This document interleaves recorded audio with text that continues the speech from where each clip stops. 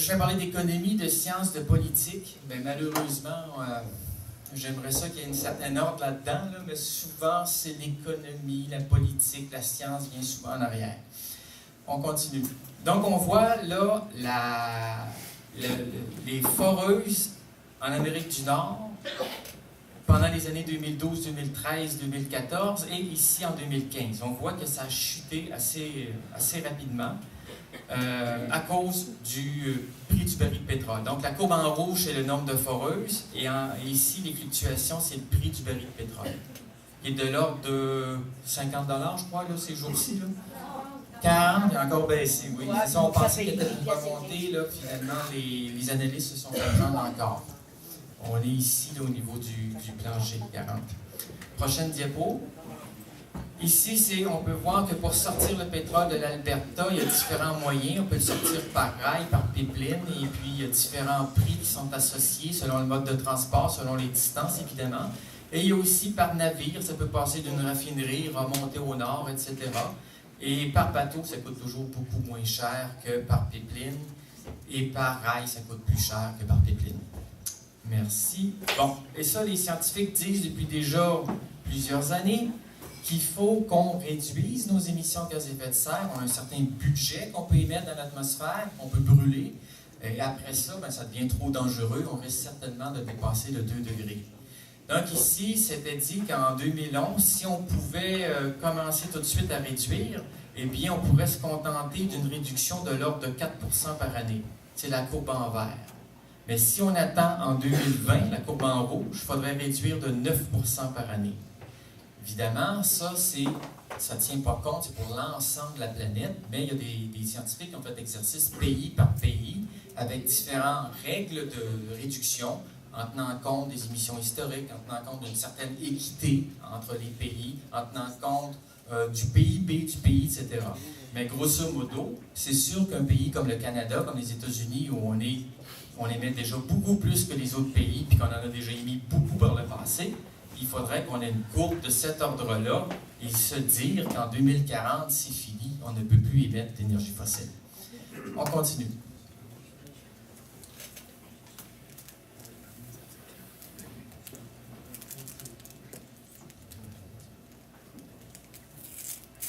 Et la science dit aussi que déjà, selon plusieurs chercheurs, les niveaux d'eau augmenteraient de 6 mètres sur la planète. Ça a apparu ça dans la presse du 11 juillet, à partir d'un article qui était paru la veille dans la revue Science. Et aux États-Unis, c'était écrit dans l'article de la presse, Miami, Nouvelle-Orléans, New York.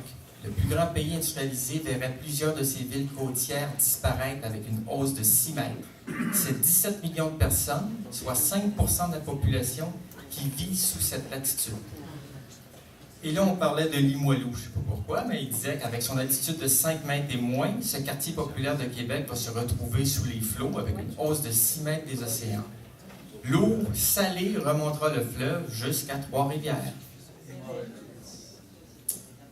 Et pourquoi? Parce qu'évidemment, les glaciers en fondant vont contribuer à augmenter la hausse du niveau d'eau des océans. On peut voir que, par exemple, le Groenland, c'est ce qui est en train de fondre beaucoup, là. Ça correspondrait à une hausse du niveau d'eau de l'ordre de 6 mètres et demi.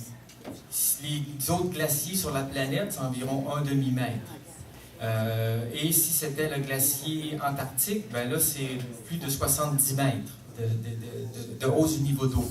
Donc, on voit bien quand même qu'il y a des effets de seuil. À un moment donné, s'il y a un glacier qui se met à fondre, on peut peut-être en arriver à ce que ce soit irréversible et que tout le glacier fonde.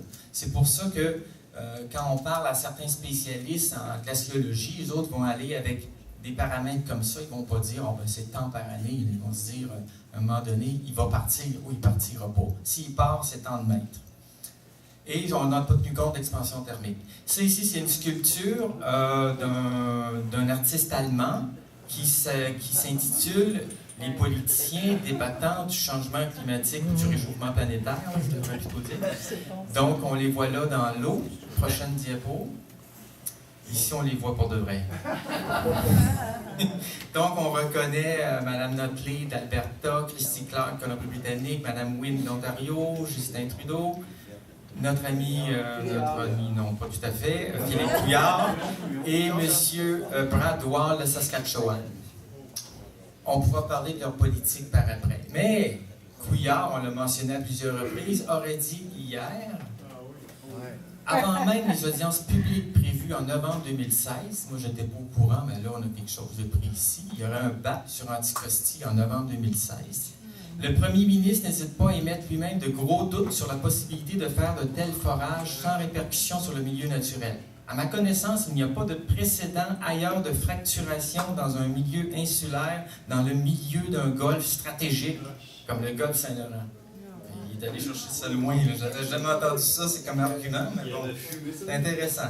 Prochaine diapo, il rajoute « tient à faire savoir aux entreprises pétrolières qu'il n'y a aucun enthousiasme pour les hydrocarbures et que l'avenir du Québec ne repose pas dans les hydrocarbures. Absolument pas. Cet avenir, dit-il, repose d'abord dans les réserves d'eau douce du Québec, son hydroélectricité et la fabrication de voitures électriques. »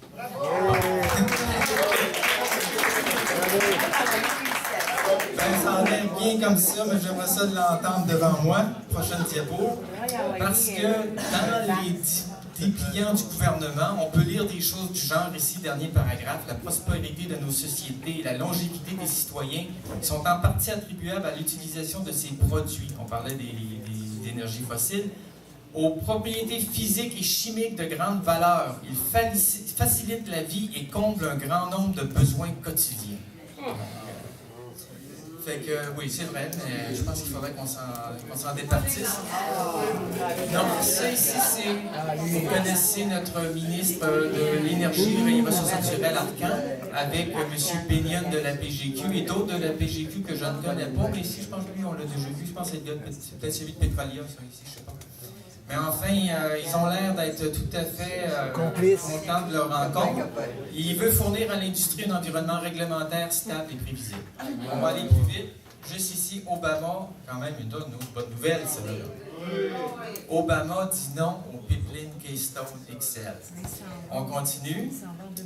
Et Stéphane Dion, la même journée, ben, lui semblait dire « Ah, ben c'est de valeur, on avait quand même des sables bitumineux à vendre, ils sont quand même propres, on va essayer de les rendre propres », il semblait dire. Et je pense que c'est 2 ou 3 jours après, dans Globe and Mail, ben, il y a une analyse d'un journaliste qui disait que malheureusement pour nous, mais que selon lui, la fin, si on peut dire, du projet Keystone, c'était l'éveil, ou en tout cas un réveil certain pour le projet d'Énergie Est. Donc, évidemment, je vais vous expliquer tout de suite pourquoi dans la prochaine diapo. C'est que pour permettre l'augmentation de production des sables bitumineux de 4 millions à l'heure actuelle jusqu'à 7 ou 8 millions de barils par jour, bien évidemment, on a, outre nos projets existants, dont Keystone, mais ce n'est pas le Keystone XL, eh bien là, il faut aller dans le rail, puis il faut aller dans des nouveaux pipelines. Prochaine diapo. Malheureusement, Keystone, ça ne fonctionne pas. Énergie Est était prévu pour la fin de la décennie 2020. C'est ce qu'on voit ici, le dernier brique ici en haut, d'1 million et plus de barils par jour. Eh bien là, il y a un problème. Prochaine diapo, il va falloir que, étant donné que les projets en Colombie-Britannique comme Northern Gateway, ça ne marche pas non plus, bien Énergie Est, c'est comme s'il était devenu Keystone. Et il faut, parce que sinon, dans les prochaines années, le rail va peut-être pouvoir doubler la capacité du rail, mais on ne pourra pas la quadrupler et la décupler comme il le faudrait pour permettre l'accroissement de production des sables bitumineux. Là, on nous a dit que, le gouvernement Alberta a dit on va limiter les émissions à 100 mégatonnes. Eh bien, ça correspond à peu près à 2030, c'est-à-dire 8 millions de barils par jour des sables bitumineux. Donc, ce n'est pas une avancée vraiment. C'est juste qu'à partir de là, le graphique n'existe plus. Il faudrait soit que ce soit plafonné ou que ça redescende, on ne sait pas trop. Prochaine diapo. Je pense que c'est pas mal la dernière. Bon, c'est ça. Ça met une énorme pression sur le projet Énergie Est. On continue. Et là, j'ai un tableau pour estimer les GES du projet Énergie Est. C'est un petit peu une primeur avec le travail que j'ai fait avec Stéphane Brousseau de Québec pour estimer c'est quoi l'impact climatique du projet Énergie Est. Donc, on peut voir ici les données de TransCanada. il exprime ça en un certain facteur qui est un gramme de CO2 par tonne kilomètre. Tonne kilomètre, c'est combien de tonnes qu'on transporte de pétrole par kilomètre. Et on s'aperçoit qu'en ce qui concerne le projet Énergie-Est, ça correspondra à 0,4 mégatonnes par année. Si on regarde d'autres hauteurs, pour les mêmes dimensions, évidemment, de pipeline, ça serait 1,25 mégatonnes. Et il y en a d'autres qui mettent 4,2 mégatonnes, donc un facteur de 10. Ici, je l'ai ramené en termes de vaches, parce que les vaches, évidemment, polluent, ils mettent des gaz à effet de serre, le méthane. Donc, ça correspondrait ici à 77 000 vaches selon TransCanada, mais 810 000 selon d'autres auteurs. Mais ça, c'est juste la partie, juste pipeline. Puis en supposant que le pipeline il soit alimenté surtout à l'hydroélectricité. On va aller à prochain tableau. Il y a l'aspect extraction, raffinage. Il faut penser au diluant, il faut le transporter et il y a la combustion de ces produits-là, de ce pétrole-là. Donc, ça nous amène un certain montant de GES, ici exprimé en mégatonnes par année, et un certain nombre de vaches. En pensant qu'une vache conventionnelle, c'est pas une vache bio, c'est 5 tonnes par vache environ. Donc, ici, pour l'extraction, c'est 6 600 000 vaches. Comme cheptel, c'est intéressant. Pour le raffinage, on a 5 millions. Pour le diluant, 1,5 million. Le transport, 730 millions. J'ai pris une valeur moyenne ici là, pour le pipeline. Et pour la combustion, 34 millions. Parce qu'évidemment, c'est à la combustion qu'on émet le plus de GES. Donc, si on fait le calcul par année, ça correspond à 240 mégatonnes par année. Là, les gens vont dire « Ah, c'est pas au Canada, ça va être ailleurs. Nous, au Canada, on va juste avoir un peu de raffinage, un peu d'extraction. Les diluants, je ne crois pas, mais surtout pour le transport, donc ça va faire peut-être 60. Donc, 4 fois plus. Donc, les 3 quarts vont se faire à l'extérieur du territoire, donc ça ne va pas contribuer à notre bilan. Prochaine diapo. Sauf que quand on regarde ça froidement, je crois que le Canada va être responsable à 100%. Et comptez sur Richard Langelier et sur d'autres.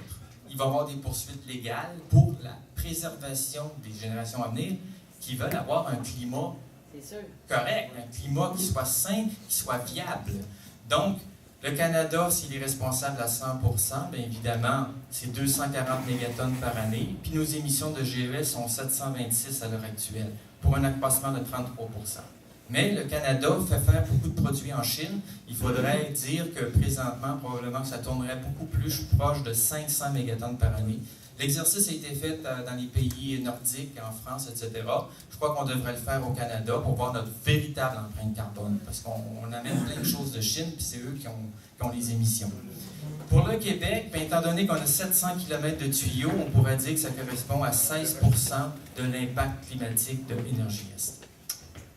Et voilà, alors qu'en 2014, ça a été l'année la plus chaude. Prochaine diapo. 2015 sera la plus chaude jamais enregistrée. Ça, ça a été écrit le 18 novembre 2015. Ça, c'est rare, là. Habituellement, on le sait l'année d'après. On le sait janvier, février, mars 2000, l'année qui suit. Là, on le sait déjà que ça va être l'année la plus chaude. C'est incroyable. Il faut dire que El Niño nous aide énormément, là. Mais on va dépasser le 1 degré Celsius par rapport à la température pré-industrielle. Fait que là, un peu